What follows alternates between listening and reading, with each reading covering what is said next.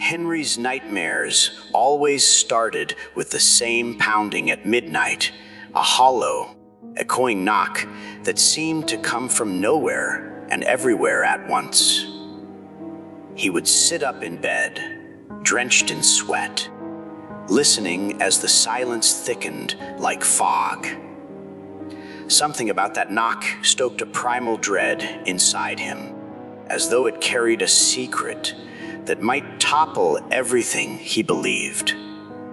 On this particular night, the pounding wasn't just in his dream. It was real. He threw off the sheets, heart hammering, and hurried to the front door of his narrow, dimly lit apartment. He hesitated, hand hovering over the doorknob, an inexplicable fear tearing at his nerves. Never force. Don't beg. Don't chase. The words fluttered through his mind like a warning, though he couldn't recall where he'd first heard them. With a deep breath, he grasped the knob and pulled the door open. The hallway beyond was deserted. No footprints, no voices, no sign of any visitor. Only a note, folded into a tight square, placed carefully on the threshold. The next morning, Henry met Jonathan, his oldest friend and occasional confidant, at a dingy coffee shop across town. Outside, a leaden sky threatened snow. Inside, the smell of burnt espresso clung to the air. Jonathan flipped open the note that Henry had handed him. The paper was blank except for a single phrase scrawled in dark inky. "Don't chase what runs from you," he frowned. "This is cryptic. Are you sure you don't recognize the handwriting?" Henry shrugged, staring into the oily surface of his coffee. "Not at all, but it feels oddly familiar, like something Catherine would have said to me. Except she's been gone for a year now. No calls, no letters, nothing. She vanished." Jonathan scratched his chin. "Henry, Catherine left because you smothered her. You remember that, right? You wouldn't let her breathe. Every day, your messages, your desperation get pushed her away." A tremor flickered across Henry's face. "I only acted that way because I was scared she'd leave." Jonathan sighed. "And by chasing her so hard, you made your fear come true." Those words were like salt in an open wound. Henry sipped his coffee with shaking hands. In the year since Catherine's disappearance, he'd tried to bury his regrets in routine, yet his nights still brimmed with the memory of her final warning: "If you keep this up, we'll destroy each other." That afternoon, Henry returned to his apartment. He sensed a presence hovering just beyond his peripheral vision, like a shadow that slipped away whenever he turned his head. The corridor leading to his front door felt darker than usual, the overhead light flickering ominously. He recalled the note, "Don't chase what runs from you." But Henry's mind was already spinning with questions. Who had left that message? How did it tie back to Catherine? Was she trying to communicate with him after all this time? He tried to ignore the mounting dread and walked into his apartment. Once inside, he stopped short. On the coffee table lay a small black envelope, sealed with a wax stamp. He locked the door behind him and approached cautiously, as though the envelope might spring to life. Inside it was another slip of paper. "There is a second door in the basement of your building. Find it." Henry's breath caught. A second door. He'd lived here for 5 years. There was only one basement door, the old metal one that led to the laundry room. Unless there was something hidden. Never force it. Don't beg. Don't chase. But what if the letter was leading him to answers about Catherine? Could he ignore it? Tension warred with curiosity. Finally, he jammed the note into his pocket and descended the cramped staircase to the basement. The lights flickered, casting long, dancing shadows across the damp cement floor. Henry moved past the washing machines, scanning every inch of the walls. Just as he was about to give up, he noticed a faint crack in the concrete behind a row of old storage boxes. Heart pounding, he pushed the boxes aside. There, set flush against the wall, was a narrow wooden door, its paint chipped, hinges rusted. Strange that he had never noticed it before.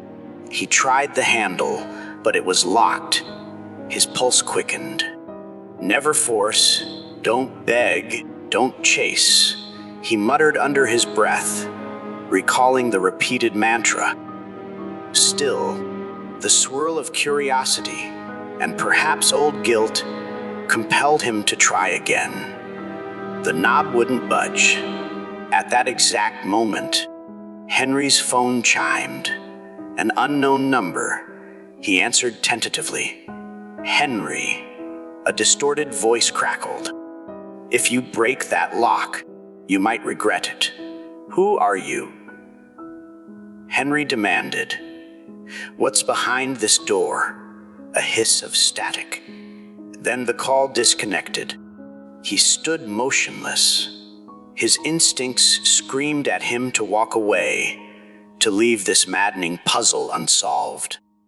But another part of him, the same part that had once chased Catherine into oblivion, whispered that he had to see this through. He rattled the lock once more.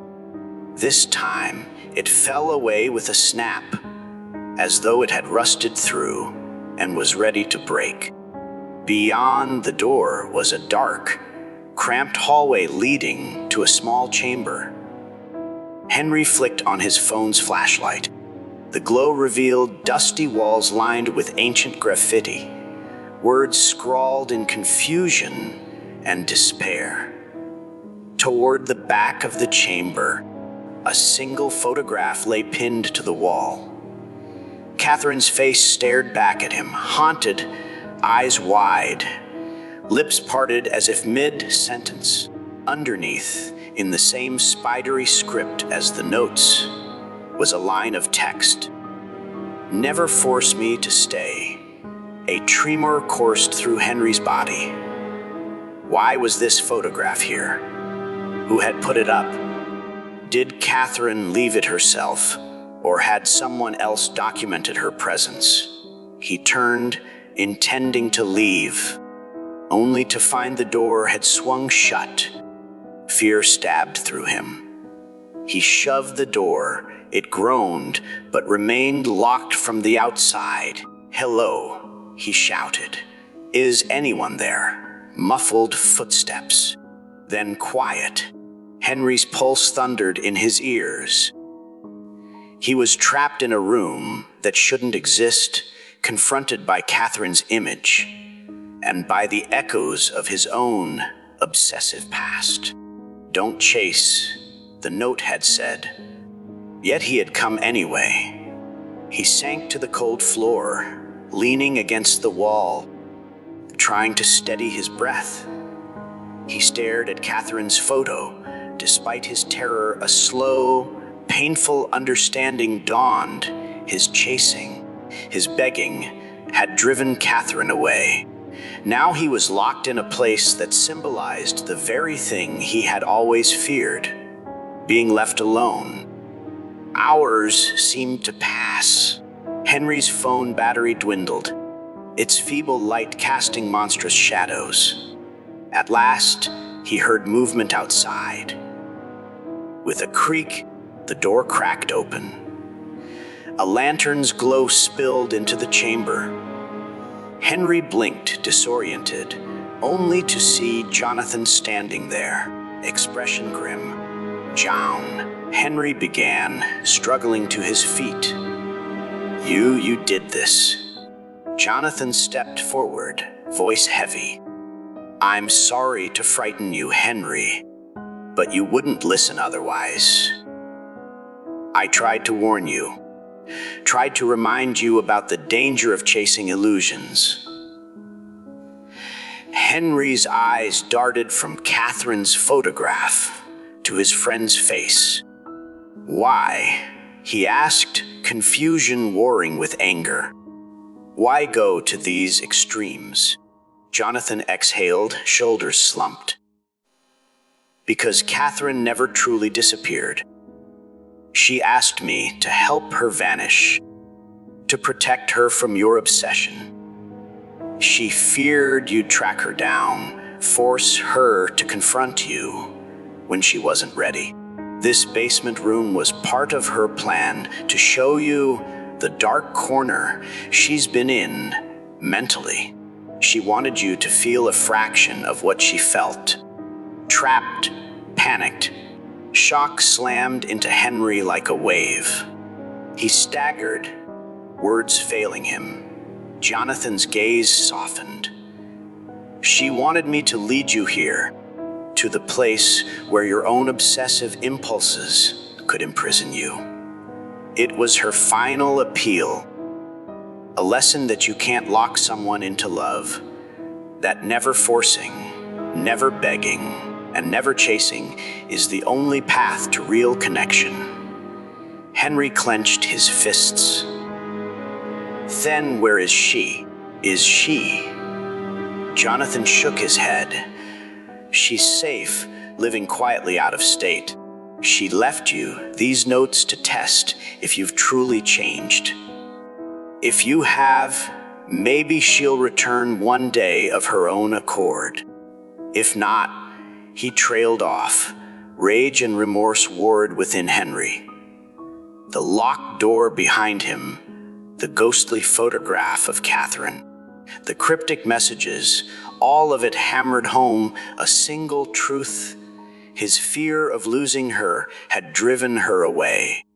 He remembered how each note had warned him, don't chase what runs from you. Don't force. Don't beg. Each time, he'd ignored the warnings, diving deeper into the labyrinth. And now, he stood in the heart of that labyrinth, confronted not only by Catherine's pain, but by his own darkest impulses. Jonathan spoke again, voice quivering with an odd mixture of sympathy and resolve. "Henry, you must let go. She may come back, or she may not, but that is her choice. If you keep pushing, you'll destroy any hope of reconciliation." Henry closed his eyes. A single tear traced a path down his cheek. He pictured Catherine's last expression as she pleaded with him to give her space. "Just breathe. Henry, let me be." He swallowed the lump in his throat. "This test ends here," he said at last, voice husky. He turned to the photograph, gently removing it from the wall. He folded it with a trembling hand and slipped it into his jacket pocket. "I won't chase her anymore," he whispered. Together, they left the hidden room. Henry's legs felt like lead as he climbed the stairs, each step heavier than the last. At the top, the corridor lights flickered, revealing his own reflection in a cracked mirror on the wall. He hardly recognized the man staring back. Haunted eyes, hollow cheeks, and a deep well of regret. He faced Jonathan. "You did what you had to do. Thank you," he said, though his tone carried bitterness. He couldn't fully forgive Jonathan for the terror he'd inflicted, but he understood the purpose behind it. Jonathan pressed a folded note into Henry's hand. Before she left, Catherine wrote this. "She told me to give it to you once you'd made your choice." Henry unfolded the note. Catherine's delicate handwriting read, "I once thought we could build a life together, but your fear became my cage. If you truly love me, if you truly want my happiness, then let me be. Only in freedom does love thrive, Catherine." Henry's chest tightened. The note crystallized everything he'd come to realize. Love cannot be wrestled or demanded. It can only be offered, accepted, or refused, freely. Over the following weeks, Henry found himself resisting old patterns. He stopped checking his phone obsessively, stopped peering around every corner for a glimpse of Catherine. Instead, he returned to the mundane world he'd neglected, paying bills on time, going to work sober, apologizing to friends he'd cast aside. Each day, he waged a silent war against the impulses that once drove him to cling, to beg, to chase. And little by little, he began to breathe. His nightmares no longer featured that midnight knock. When sleep did bring dreams, he found himself walking down corridors, filled not with locked doors, but with open windows letting in the morning light. He dared to hope that one day Catherine might reappear, if that was what she wanted. If not, he finally understood. He had to respect her absence. One evening, about a month later, Henry returned from a long day at work. As he set his keys on the kitchen table, his phone buzzed. An unknown number. His heart leaped involuntarily. He picked up, his voice unsteady. "Hello," silence. Then, at last, a soft intake of breath. He knew that sound. It was Catherine. His pulse thundered in his ears. "Henry," came the voice, quiet but unmistakable. He swallowed, every muscle tensed, craving to ask her where she was, to demand that she come back. But he remembered the lesson that had cost him so dearly. "I'm here," he said gently, fighting the urge to flood her with questions. After a pause, Catherine spoke. "I just wanted to say hello." Tears prickled at Henry's eyes, but he kept his voice even. "I'm glad you did. And if you ever want to talk, I'd love that. If not, I understand." The call ended soon after. No promises made, no expectations set. Yet in that single moment, Henry felt lighter than he had in years. He placed the phone down, recalling the mantra that haunted him: never force, don't beg, don't chase. Only now did he grasp its true power. Standing by his window, he watched as dusk painted the city in deep purples and blues. He thought of Catherine, somewhere under the same sky. Whether she came back into his life or not, he had learned the vital lesson that real love blossoms from freedom, not control. He closed his eyes and whispered the words to himself, no longer as a curse, but as a guiding principle. Never force, don't beg, and don't chase. For the first time in a long while, Henry felt not the weight of silence, but its gentle, liberating presence. He let the final remnants of obsession drift away, embracing a serenity he had once believed impossible. In that quiet, he discovered hope. Philosophical conclusion: real love cannot survive under the pressure of fear or the chains of control. It thrives in the open air of freedom and respect. By letting go of the urge to force, beg, or chase, we create space for genuine connection and for peace within ourselves.